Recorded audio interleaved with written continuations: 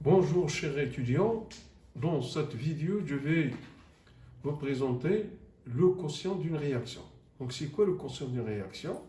C'est on envisage une réaction chimique du type AA plus petit b, grand, petit c, grand c plus petit d, grand d.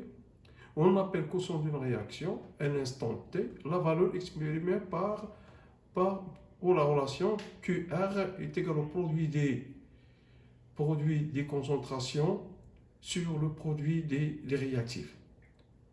C'est-à-dire, on met la concentration du produit sur leur coefficient stoichiométrique sur le produit des concentrations de réactifs et on donne QR est égal à la concentration de C à la puissance C multiplié par la concentration de D à la puissance D sur la concentration de A à la puissance A plus multiplié par la concentration de B à la puissance B avec A, B, C, D. Ce sont les concentrations molaires des espèces A, B, C, D qui est exprimé en mol par litre et A, B, C, D sont les coefficients stoichiométriques. D'une façon générale, ce rapport des concentrations des produits sur le produit des concentrations des réactifs. Et A, B, C sont les concentrations des espèces chimiques exprimées en mol par litre et A, B, C sont les coefficients stoichiométriques. Donc, le but du calcul de ce quotient, il permet de déterminer la concentration, le quotient et la concentration. Connaissant la concentration à chaque instant, donc on peut déterminer le cœur à chaque instant. Donc on peut suivre l'évolution de la réaction chimique par la détermination de la concentration de chaque espèce à un instant initial par exemple, ou bien un instant t. Donc ça, d'une façon générale, que QR, le quotient de la réaction A initiale, est égal à la concentration de C initiale I, multiplié par à la puissance C, multiplié par la concentration de D I à la puissance D, sur la concentration de A initiale à la puissance A, multiplié par la concentration de B à la puissance B. Si la réaction conduit à un équilibre chimique, et on a déjà vu, c'est quoi un équilibre chimique, c'est-à-dire aucun des réactifs n'est limitant, parce qu'on a deux types de réactions. Soit on peut avoir une réaction totale dans laquelle l'un des réactifs est limitant, soit l'ensemble des réactifs. Mais dans le cas d'un équilibre chimique, aucun des réactifs n'est limitant. Donc, aucun réactif n'est limitant. Donc, on va conduire deux flèches. Donc, on a soit dans le sens 1, soit dans le sens 2. Et on a la définition d'un équilibre chimique, c'est-à-dire on a présence des réactifs et présence des produits. Et ce type de réaction n'est pas utilisé dans l'industrie. Il existe, mais il n'est pas utilisé dans l'industrie. Parce que dans l'industrie, il a besoin d'une réaction qui est totale, c'est-à-dire transformation totale des réactifs pour donner des produits. L'écriture de l'expression de quotient se fait dans le sens considéré. Donc, parce qu'on a deux sens, donc on peut écrire, pour chaque sens, on peut déterminer le quotient, soit dans le sens 1, soit dans le sens 2. Donc dans le sens 1, on a, c'est-à-dire dans le sens direct, donc c'est les produits de concentration des produits à la puissance C et D à la puissance DA à la puissance A et B à la puissance B. Et dans le sens 2, toujours les produits, dans ce cas R2, c'est-à-dire le sens inverse, on a la concentration de A à la puissance A multipliée par la concentration de B à la puissance B, la concentration de C à la puissance C et D à la puissance D. On exprime la concentration de solvant parce que dans ce cas-là, on a, dans le cas des réactions qu'on travaille, on travaille en milieu aqueux. Lorsqu'on parle de milieu aqueux, c'est-à-dire le solvant est toujours l'eau, mais dans la concentration dont l'eau ne figure pas. Ils disent dans certains bouquins que la concentration de H2O est égale à 1, mais je vous ai déjà dit que la concentration de H2O n'est pas égale à 1, mais l'eau elle est faiblement, puisqu'il est en quantité, puisqu'il est un solvant et en quantité importante, ça veut dire que sa dissociation elle est faible.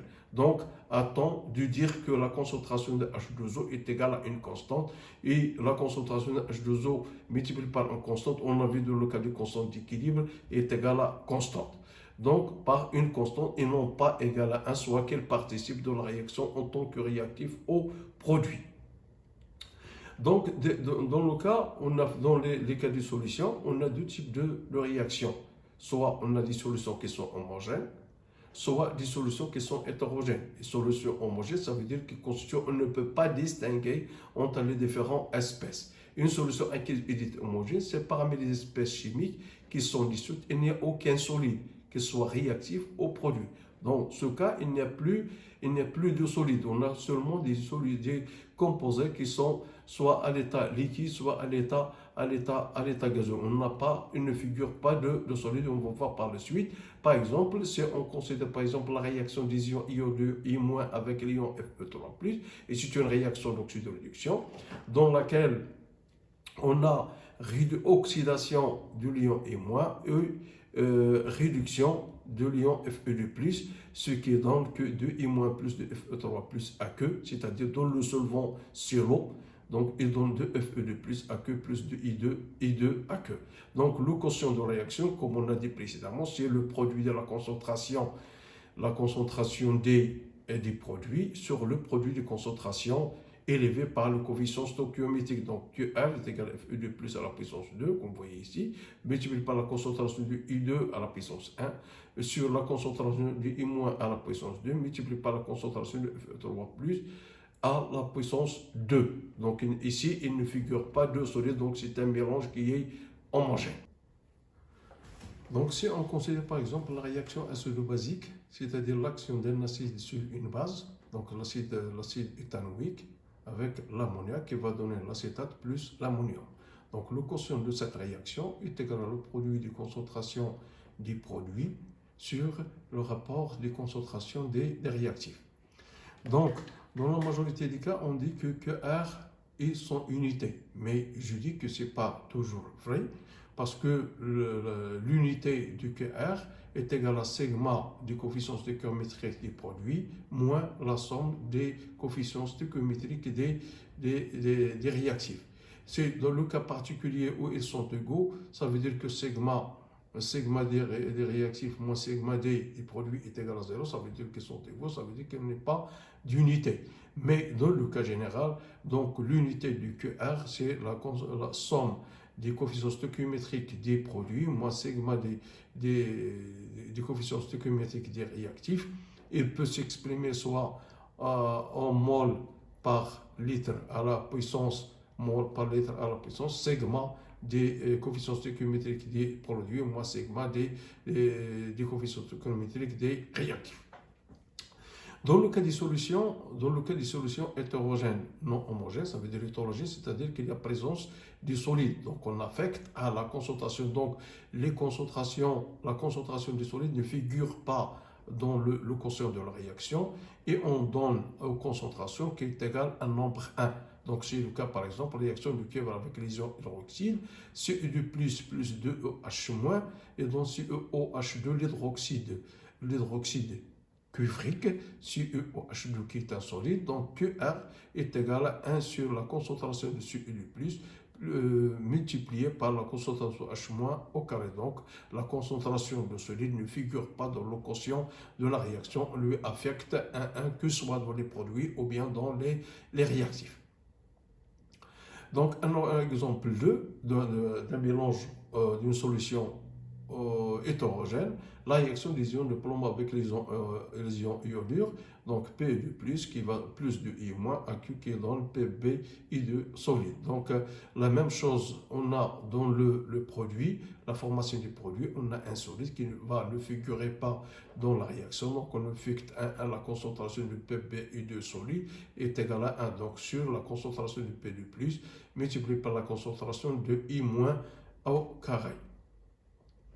Quotient d'une réaction dans le cas d'équilibre chimique. On a parlé d'un équilibre chimique, ça veut dire qu'on a présence des réactifs, on n'a pas de réactif qui est limitant.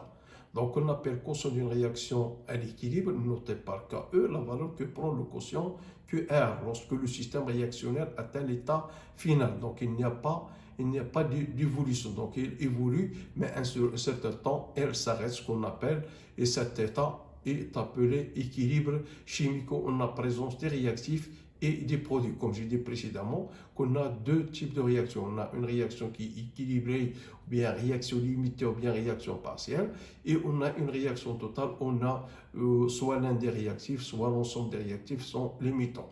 Mais dans le cas d'un équilibre chimique, donc aucun réactif n'est limitant.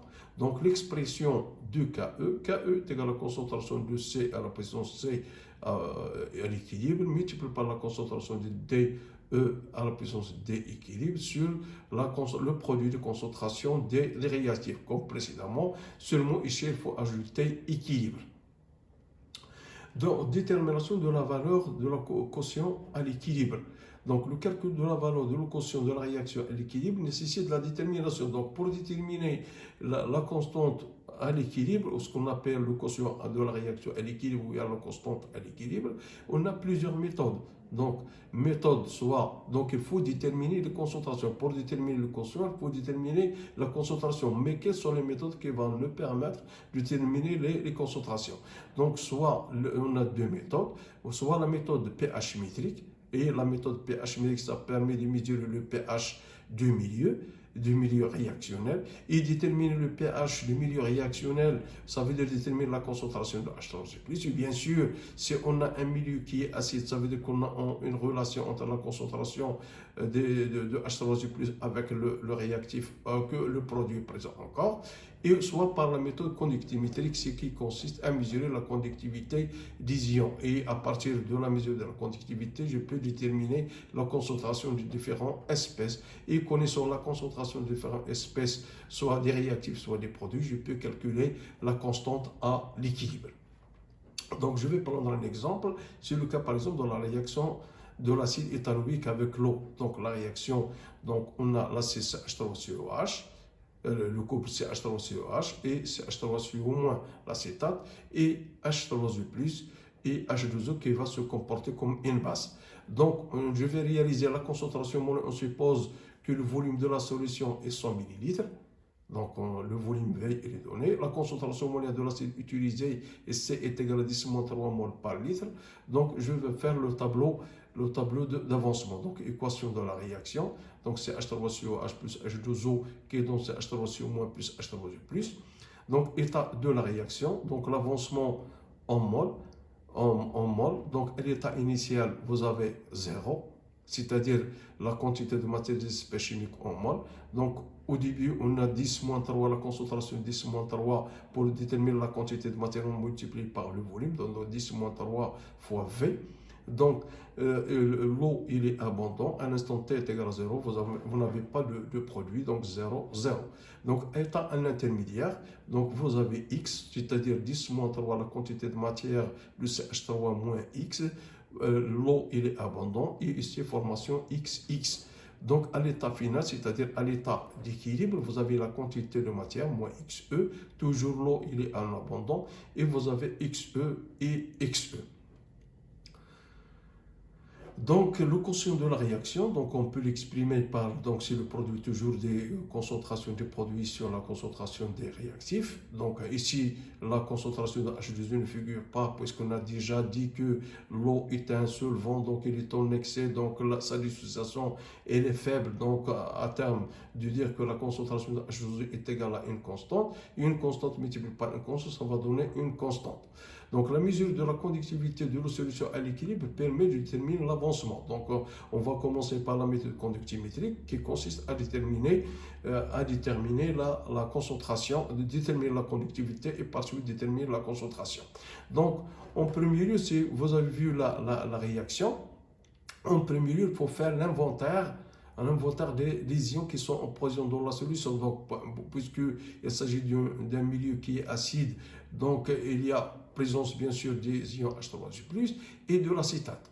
Donc, sigma, la conductivité est égal à lambda est égal à lambda multiplié par la concentration de CH3 moins plus lambda de CH3 sur CH3 plus fois la concentration de H3 plus.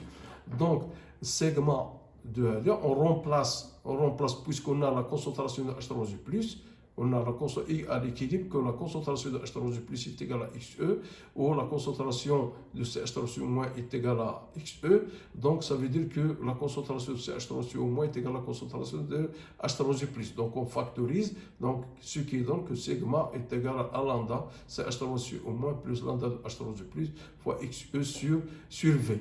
Et puisqu'on a la concentration de H3 est égale à la concentration de H3 plus est égale à XE sur V, ça veut dire que la concentration de H3-, donc on va est égal à sigma sur lambda de CH3 sur moins plus lambda de H3 plus. Donc lambda, c'est la conductivité molaire de chaque ion, donc il est connu, donc c'est connu. Sigma de la solution, il est déterminé, donc on a déterminé la concentration de H3 sur moins et la concentration de H3 plus. Donc, ce qui consiste, qui va donner que la concentration de CH3-, donc on va remplacer, est égale à 10 moins 2 fois V moins XE est égal à 10 moins 2, c'est-à-dire la concentration, moins XE, c'est-à-dire moins X, moins la quantité de matière à l'équilibre. Ce qui donne, en utilisant les valeurs de la conductivité molaire ionique et les valeurs de la conductivité de la solution déjà mesurées, donc ce sont données, donc il ne reste seulement que l'application numérique, ce qui donne que la concentration de CH3 sur H à l'équilibre est égale à 9,7310 moins 3 mol par litre, et la concentration de CH3 sur au moins est égale à la concentration de H3 plus, ce qui donne que à l'équilibre est égal à 1,710 10 5, donc avec lambda exprimé en Siemens mètre carré et mol moins 1. Et comme ça, on a déterminé la constante à l'équilibre par la méthode conductimétrique qui consiste à déterminer la mesure de la conductivité. Et de la mesure de la conductivité, on va déterminer la concentration des différentes espèces présentes. Et par la suite, on peut calculer la constante de l'équilibre QR à l'équilibre. Et merci de votre attention.